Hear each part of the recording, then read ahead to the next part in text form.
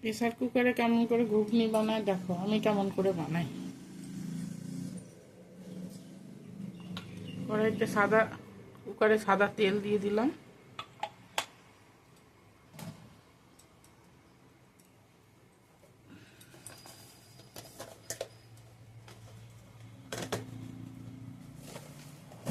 তেল দিয়ে একটা শুকনো লঙ্কা ফোড়ন দিয়ে দিলাম। শুকনো লঙ্কাটা ফোড়ন হোক।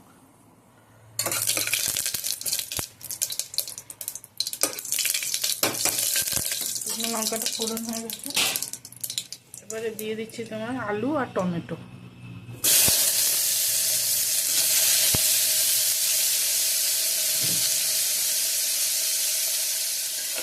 আলু আর টমেটো দিয়ে নাড়াচাড়া করি।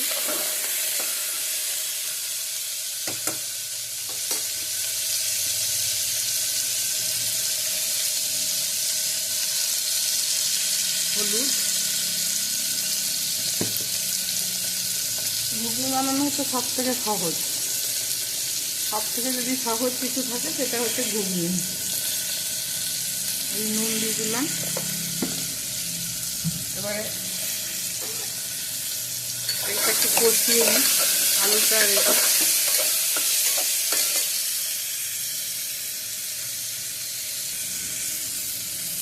আলুটার টমেটোটা কষা হয়ে গেছে। এবারে ভিজিয়ে রেখেছিলাম, এবারে ধুয়ে এই মটরটা এর মধ্যে দিয়ে দিলাম।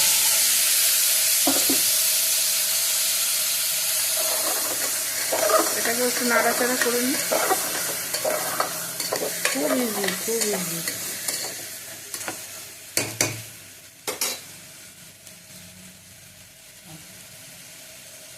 এর মধ্যে দিয়ে একটু জিরে পাউডার দিলাম,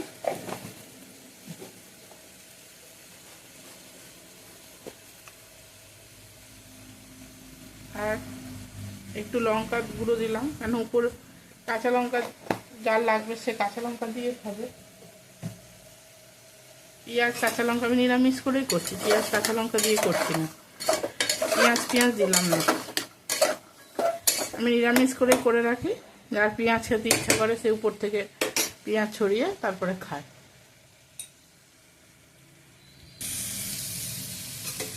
একটু কষিয়ে নিয়েছি, কষানো হয়ে গেছে।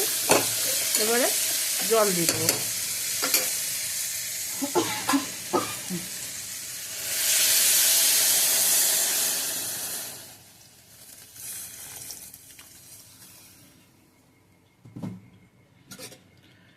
জল দিয়ে দিলাম। এবার সে আলু ভাজার সময় নুন দিয়েছিলাম, আর একটু নুন দিতে বাকি আছে, তাহলে একটু নুন দিয়ে দিলাম।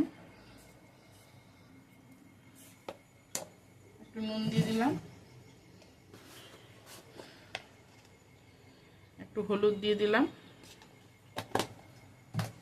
আর একটু গরম মশলা দিয়ে দিলাম।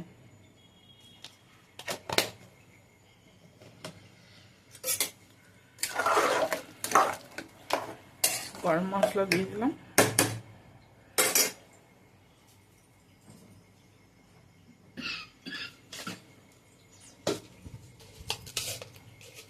আর পরিমাণ মতো একটু মিষ্টি দিয়ে দিলাম।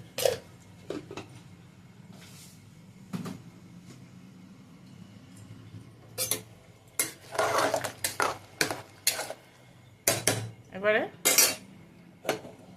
ঢাকনাটা লাগিয়ে দিলাম। এবারে 4-5টা সিটি পড়ুক,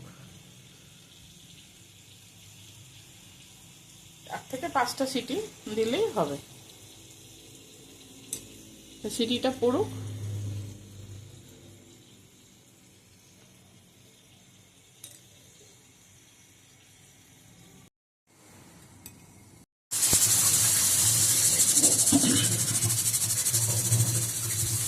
আগে 2টো সিটি পড়ে গেছে, এখন আর 2টো সিটি দিয়ে বন্ধ করে দেবো।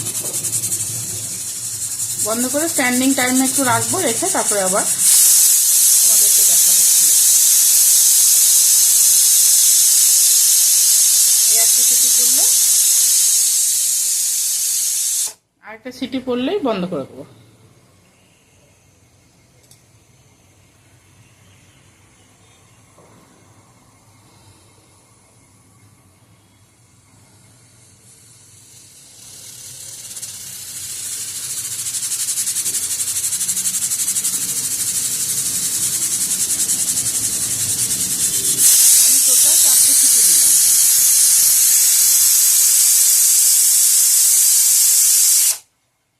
এবার এটা স্ট্যান্ডিং টাইমে রেখে দেবো।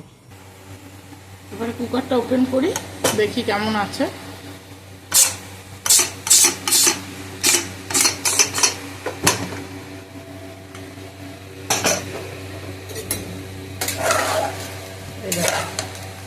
যদি মনে করো যে এরকমই রাখবে, একটু রসা রসা, তাহলে রাখতে পারো। আমি যেমন একটু রসা রসাই রাখবো।